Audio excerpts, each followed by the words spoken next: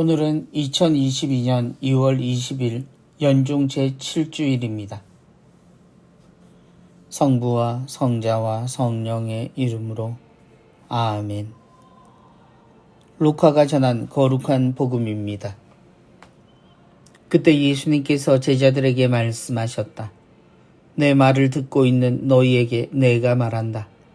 너희는 원수를 사랑하여라. 너희를 미워하는 자들에게 잘해주고 너희를 저주하는 자들에게 축복하며 너희를 학대하는 자들을 위하여 기도하여라.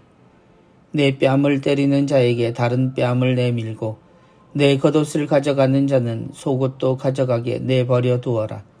달라고 하면 누구에게나 주고 내 것을 가져가는 이에게서 되찾으려고 하지 마라. 남이 너희에게 해주기를 바라는 그대로 너희도 남에게 해주어라. 너희가 자기를 사랑하는 이들만 사랑한다면 무슨 인정을 받겠느냐?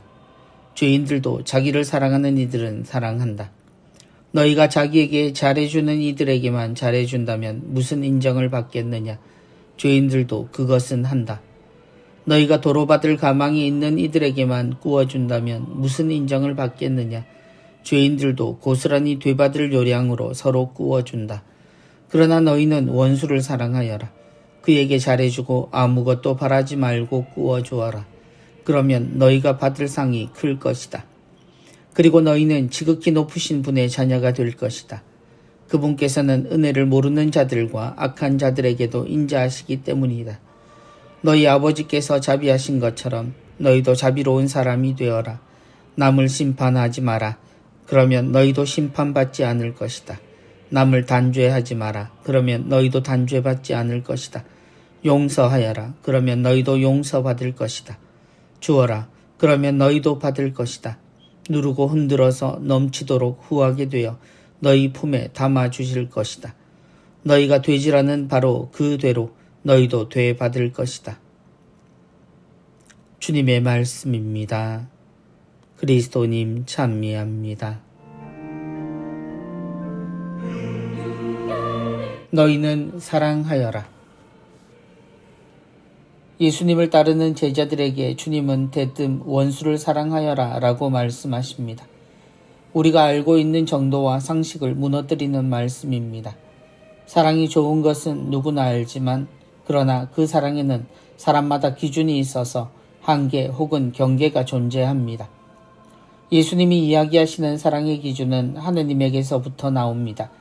성경을 통해 우리는 질투하시는 하느님을 보았고 징벌의 하느님의 무서움도 본 적이 있습니다.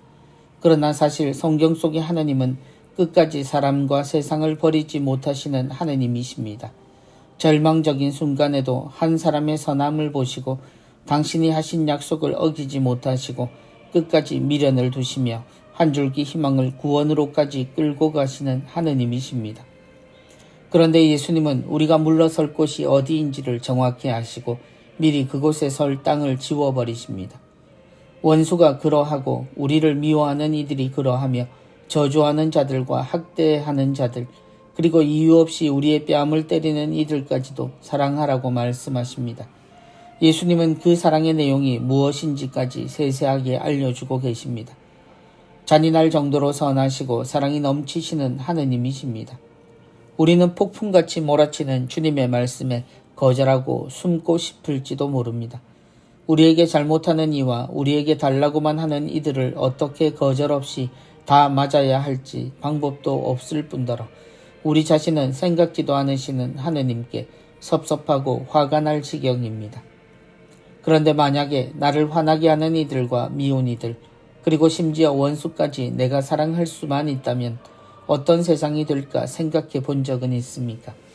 우리는 하느님의 자녀가 되면서 저지른 모든 잘못을 용서받았고 지금도 언제든 용서받을 수 있는 자리를 두고 있으면서도 손사래부터 치고 우리 기분 따라 하느님의 사랑을 대하고 있다면 그것은 우리가 하기 싫어서 하지 않는 것이 아닐까요?